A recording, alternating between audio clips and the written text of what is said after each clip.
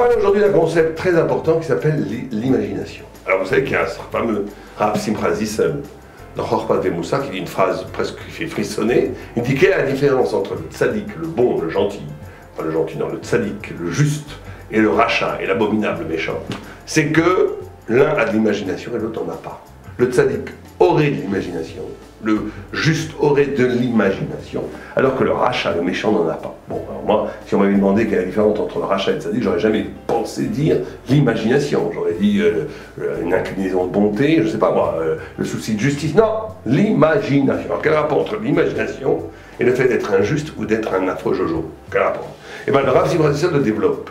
Il dit, parce que l'imagination, ce qu'il appelle le Koharat Tziyur, la force du Tziyur, la force du dessin, la force d'imaginer autre chose, t'arrache du monde.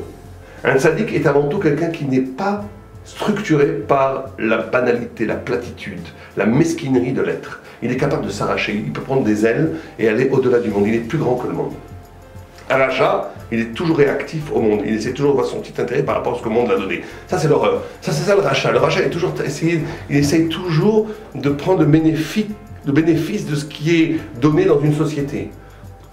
C'est affreux, il n'a pas l'intelligence, ni la clarté, ni la puissance de s'arracher de l'être. Première chose. Deuxième chose, Rav Simcha Zissel nous enseigne une chose tout à fait paradoxale.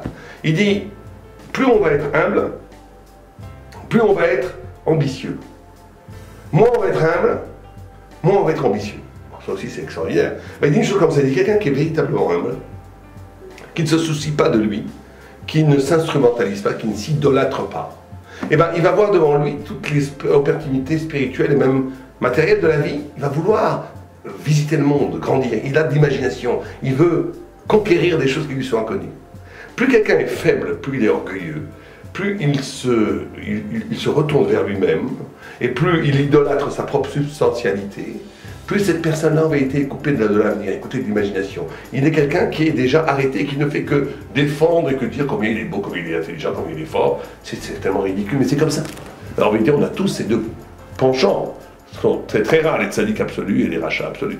La plupart des gens sont composés de ces deux éléments. D'un côté, ils savent très bien qu'en eux-mêmes, ça ne veut rien dire, l'autoglorification est ridicule. Et donc ça leur permet de comprendre qu'il faut advenir.